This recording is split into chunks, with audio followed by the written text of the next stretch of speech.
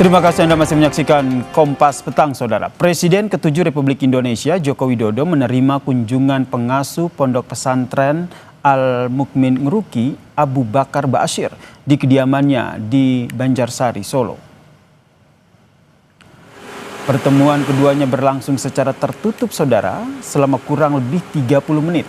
Usai pertemuan, Abu Bakar Ba'asyir menyampaikan bahwa kedatangannya merupakan kewajiban seorang ulama untuk menasehati.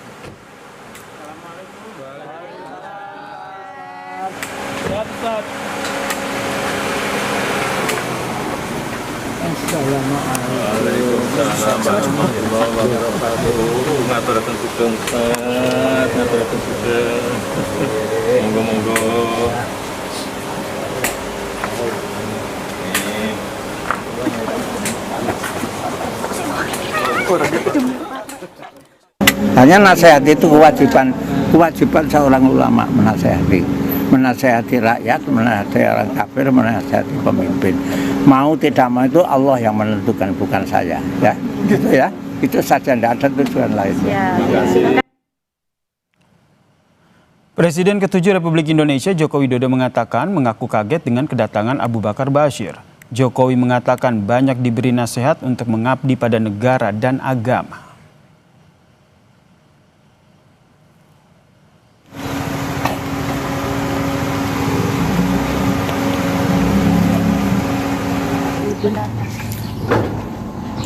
Ya, sangat kaget saya kedatangan beliau.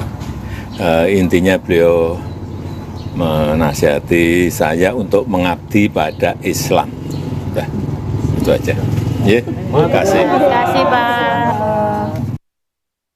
Lalu apa makna dari pertemuan ini dan apakah akan memberi dampak bagi Joko Widodo? Kami membahasnya bersama dengan Direktur Eksekutif Trias Politika, Mas Agung Baskoro, dan juga Ketua Harian Bara JP, Mas Adli Abdullah. Selamat petang semuanya. Selamat petang. Assalamualaikum. Waalaikumsalam. Saya ke Mas Adli dulu. Mas Adli, ini pertemuan mendadak atau memang sudah direncanakan jauh-jauh hari? Ini kan pertemuan mendadak ini, sebagaimana pernyataan Pak Jokowi, Presiden ke-7 Republik Indonesia. Beliau pertama terasa kaget dengan kedatangan daripada Kiai Haji Abu Bakar Ba'asyir ke rumahnya. Beliau selaku orang Islam pasti dia membuka ruang, membuka rumah untuk dikunjungi oleh siapapun. Jangankan Pak Abu Bakar Ba'asyir, rakyat jelata aja tiap hari datang ke rumahnya dan beliau sambut dengan begitu hangat dan bersahabat. Saya kira ini kedatangan Pak Abu Bakar Ba'asyir, Pak Jokowi ini kan ada dua hal. Pertama, ini silaturahmi. Dan silaturahmi ini dalam agama itu kan termasuk memperpanjang umur. Apalagi Pak Abu Bakar Ba'asyir dengan Pak Jokowi, mungkin karena Pak Abu Bakar Ba'asyir dulu dalam waktu beliau ditahan, termasuk Pak Jokowi yang memotong masa tahanannya ini. Saya kira ini pertemuan dua tokoh Muslim.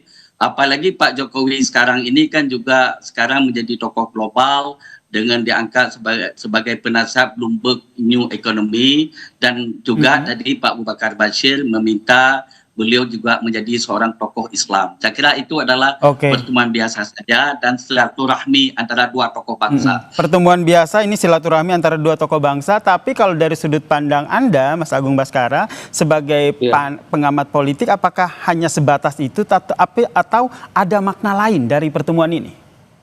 Iya, pertama counter narasi jelas, Mas, ya. Jadi situasi ini bisa membuat ya isu soal ijazah, pemakzulan dan yang lain itu berdiri sama rata dengan isu misalkan silaturahim beliau dengan Pak Abu Bakar Ba'asyir. Yang kedua, memang menegaskan bahwa Pak Jokowi ini ingin merangkul semua kalangan, bahkan Islam yang sangat konservatif sekalipun diberi ruang di kediaman beliau, dan ini tidak mudah ya memposisikan diri sebagai istilahnya tokoh nasionalis yang kemudian berinteraksi dengan Islam konservatif yang kita tahu Pak Abu Bakar Ba'asyir mendukung penerapan Islam ya, hukum Islam semacam itu. Jadi saya melihat ini sebuah arena situasi yang positif bagi Pak Jokowi untuk membuat dia magnet figurnya semakin atraktif untuk memperkuat Jokowi efek itu, karena di 2029 itu dibutuhkan oleh PSI, oleh Mas Gibran, oleh keluarga Solo secara keseluruhan seperti itu. Oke, Bang Abdi juga melihat hal yang sama? Saya ini kalau saya lihat ini silaturahmi biasa saja, ya kan, silaturahmi biasa saja antara dua tokoh bangsa. Apalagi Pak Jokowi ini dia dianggap tokoh Muslim moderat. Saya setuju dengan Mas Agung ini yang mengatakan bahwa Pak Jokowi sebagai tokoh Islam moderat, datang Pak Abu Bakar Bashir yang orang dianggap tokoh Islam konservatif. Jadi Pak Jokowi itu bisa bersahabat dengan siapa saja karena sifat Pak Jokowi yang merakyat. Oke. Apalagi ini kedatangan daripada Pak Abu Bakar Bashir kan mengatakan sebagai agama itu kan saling menasihati ini, dan juga ini bagian daripada silaturahmi dua tokoh bangsa yang saya penting untuk terjadinya kesejukan dalam bernegara di Republik Indonesia yang kita cintai ini. Baik, meskipun kalau sosok Joko Widodo sendiri ini terlepas dari tokoh politik juga di tanah air yang juga sedang diperbincangkan begitu Mas Adli. Jadi menurut Anda ini hanya sebatas ya silaturahmi biasa, obrolan biasa antara tokoh bangsa, tidak ada kaitannya dengan dinamika politik yang terjadi?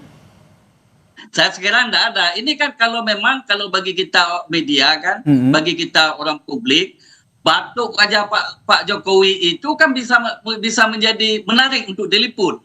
Ini apalagi kedatangan dua tokoh bangsa besar ini, yang satu ulama, satu adalah pemimpin Islam moderat, yaitu Pak Jokowi itu sendiri. Dan perlu diingat, Pak Jokowi ini kehidupannya orangnya sangat sederhana dan dia itu bisa menerima siapa saja.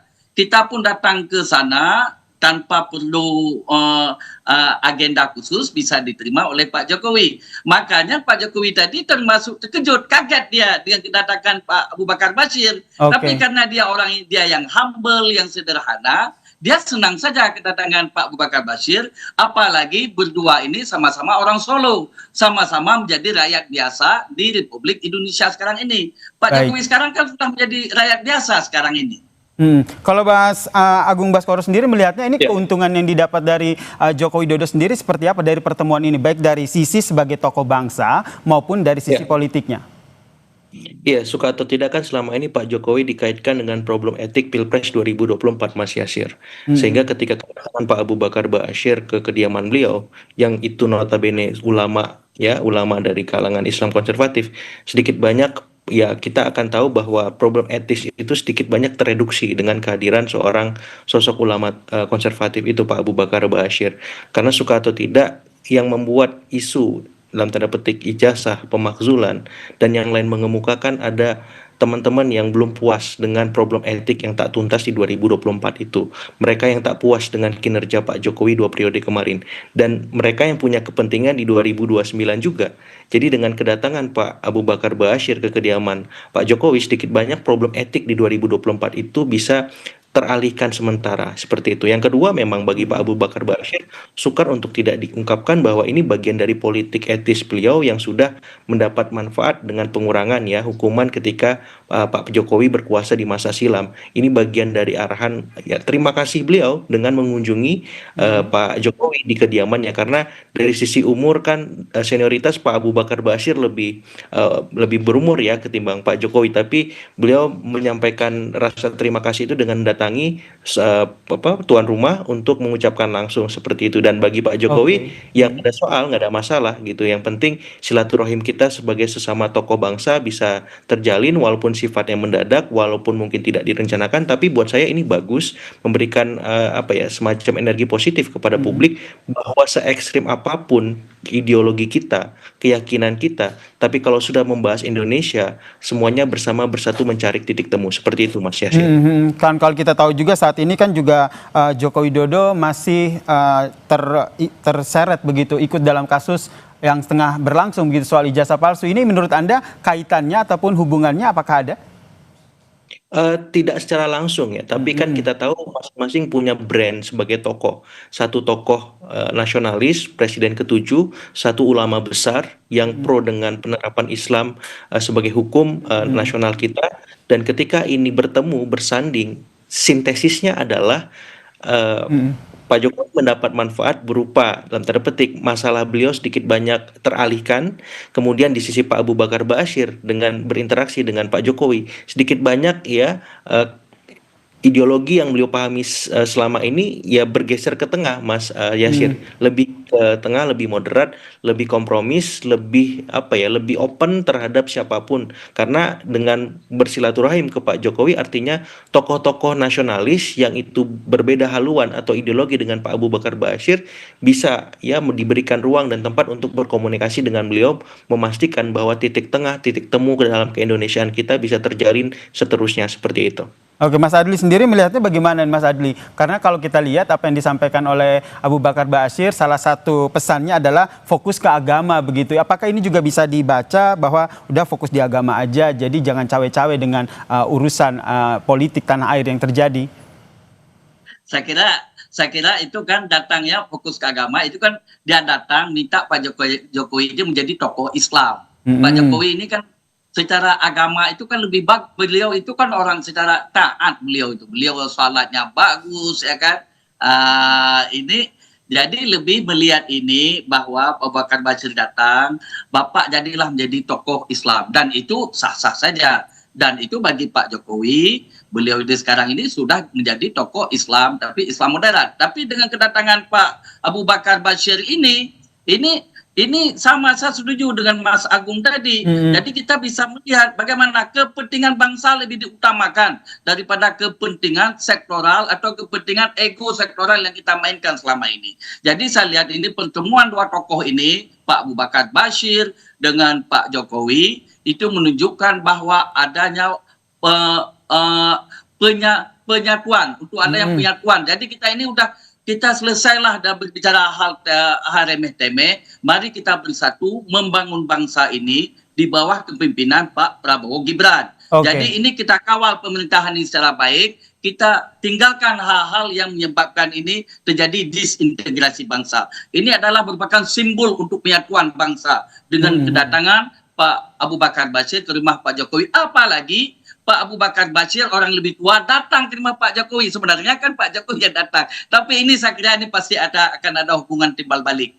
Dan ini bagus untuk kita, dan ini maksud lesson learn bagi kita ini yang berpolitik. Kita boleh berbeda pendapat, tapi hati tetap satu demi bangsa dan negara Republik Indonesia. Oke, terakhir Mas Agung Baskoro juga melihat hal yang sama?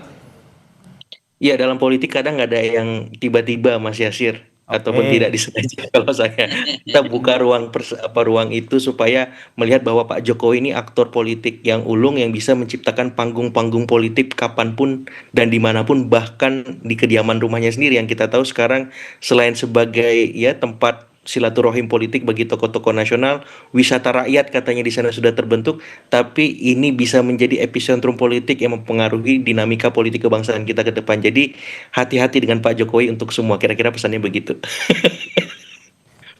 Berarti apakah Anda juga melihat pertemuan ini bisa memberi pesan kepada mereka-mereka yang saat ini juga masih berbeda pendapat ataupun berseberangan dengan Joko Widodo? Persis tadi saya sampaikan, hati-hati dengan beliau, istilahnya begitu, dengan beliau bertemu dengan Pak Abu Bakar Ba'asyir, karena beliau bisa membuka ruang komunikasi dialog dengan siapapun, se-ekstrim apapun. Artinya ya politik kita jangan terlalu benci-benci amat, jangan terlalu sayang-sayang amat, di tengah saja supaya lebih jernih melihat semuanya. Termasuk dengan Roy Suryo yang saat ini masih terus dengan kasus ijazah palsu Jokowi. Betul, karena Pak Roy Suryo kan juga sebelumnya sangat dekat dengan Pak Jokowi. Kalau hari ini sangat jauh dengan Pak Jokowi, satu momen bisa jadi di tengah-tengah bahkan balik lagi ke semula. Jadi saya memberi ruang kepada semua, kepada masyarakat kita, objektif saja melihat situasi politik kita di tengah, supaya apa? Supaya kita bisa mencari titik temu lebih objektif, lebih clear and clean melihat semuanya. Seperti itu, Mas Yasir. Baik, terima kasih Direktur Eksekutif Trias Politika, Mas Agung Baskoro, dan Ketua Harian Barajp, Mas Adli Abdullah, telah berbagi perspektifnya di Kompas Petang. Salam sehat semuanya. Sehat semua. Dan saudara, usai jeda, Kompas Petang masih punya informasi soal Presiden Prabowo Subianto menyinggung para perusuh dalam demo pada Agustus lalu. Prabowo menyebut perusuh tersebut bukan aktif